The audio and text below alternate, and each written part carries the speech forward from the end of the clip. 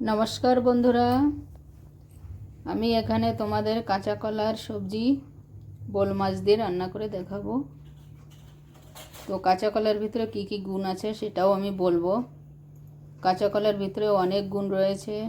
কাঁচা কলার ভিতরে potassium, fibre, vitamin C আর vitamin B C পাওয়া যায়।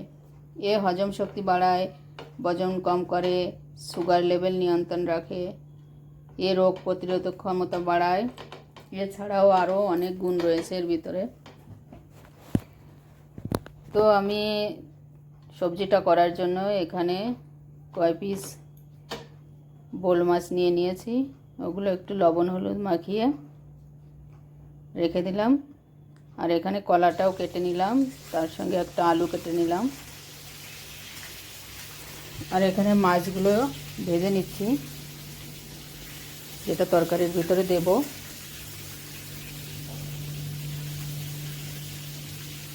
তো মাছটা একটু ধীরে ধীরে ভাজতে হবে। পিসগুলো একটু বড় বড় রয়েছে। লোহার কড়াইতে তাড়াতাড়ি ভাজা হয়ে যায়, এই জন্যে আমি লোহার কড়াইটাই ইউজ করেছি।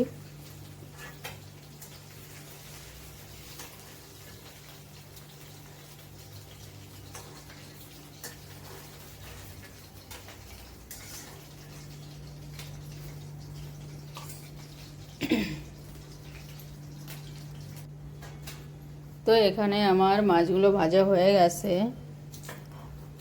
এর ভিতরে তড়কা লাগানোর জন্য আমি আদা আর রসুনটা বেটে নিচ্ছি।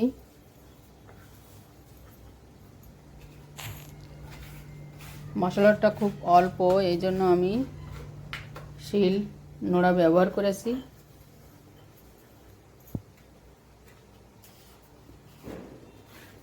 এই যে আমার হাতে যে চামচের মতো যেটা দেখছো, এটা সুপারির খোলা। কলকাতাতে এটা খুবই ইউজ হয়।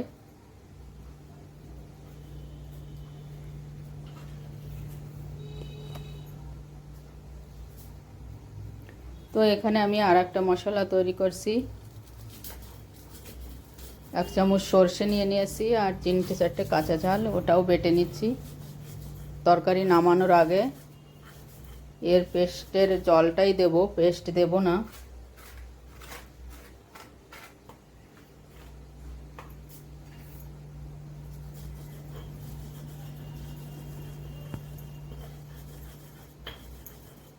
এই বাটাবাটি করতে গিয়ে ভিডিওটা একটু বড় হয়ে যাচ্ছে, তোমরা অবশ্যই লাস্ট পর্যন্ত দেখবে। তো এখানে হাফ টমাটার আমি বেটে নিয়েছি। তো এর ভিতরে 2টো আলু আমি ভেজে নিলাম।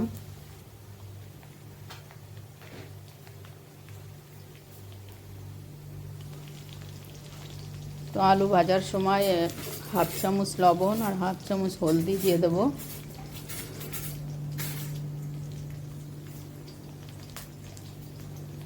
আমার ভিডিওগুলো তোমাদের কেমন লাগে বন্ধুরা, তো অবশ্যই কমেন্ট করে জানিও। আর অবশ্যই লাইক করো পারলে।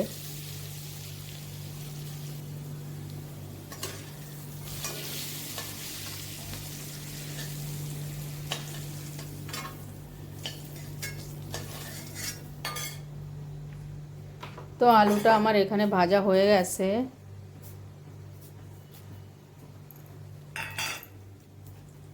তো তেলের উপরে আমি ওই 2 চিটকি মতো জিরা আর একটা লাল মির্চি দিয়ে দিলাম। ওটা একটুখানি লাল লাল হলে ওর ভিতরে আমি একটা পেঁয়াজ কেটে ঢেলে দিলাম। এটা যে একটু ভাজা ভাজা হবে, এর ভিতরে আমি সেই আদা রসুন বাটাটা দিয়ে দেবো।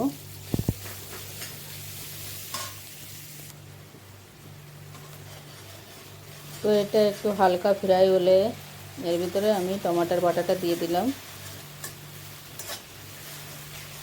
তো এটাকে একটু ভালো করে কষে নিতে হবে। তারপর এর ভিতরে হাফ চামচ লবণ আর হাফ চামচ পিসা ধনিয়া দিয়ে দিলাম।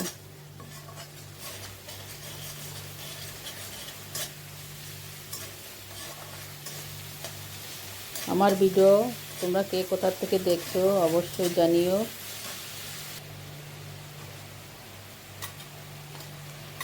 তো মশলাটা আমার কষা হয়ে গেছে, এখন আমি কলাটা ভেজে নিচ্ছি মশলার সঙ্গে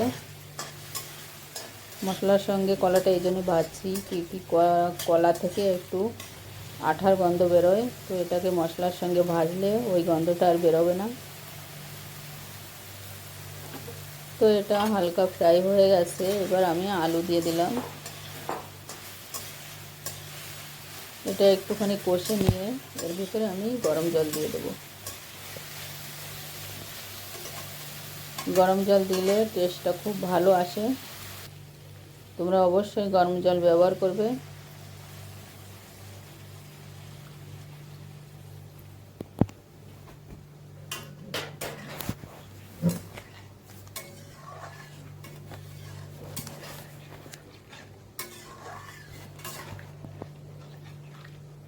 তো এখন গ্যাসটা একটু তেজ করে দাও, জল দেওয়ার পরে গ্যাসটা তেজ করে দিলে তাড়াতাড়ি এটাতে উবাল এসে যাবে।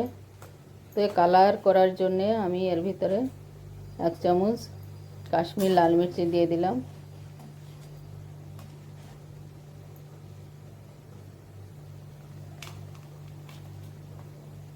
তো খুব ভালো করে জাল উঠে গেছে, আর একে একটুখানি ফুটিয়ে আসি। এবার আমি মাছগুলো দিয়ে দিলাম। মাছের পিসগুলো একটু বড় বড়, এই জন্য এটাকে একটু ভালো করে জাল দিতে হবে। 1-2 বার একে আমি ঢেকে ঢেকে জাল দিয়েছি। তো এগুলো প্রায় হওয়ার মতনই হয়ে গেছে। তো এই যে কাঁচা ঝাল আর সর্ষে বেটে রেখেছিলাম, তো ওর জলটাই দিয়ে দিচ্ছি।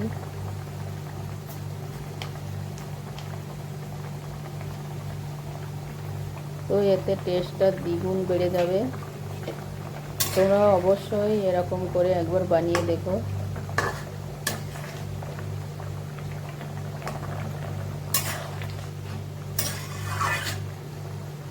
সবজিটা আমি একটু ঝোলঝোলি রাখলাম। তো আমার রান্না কমপ্লিট।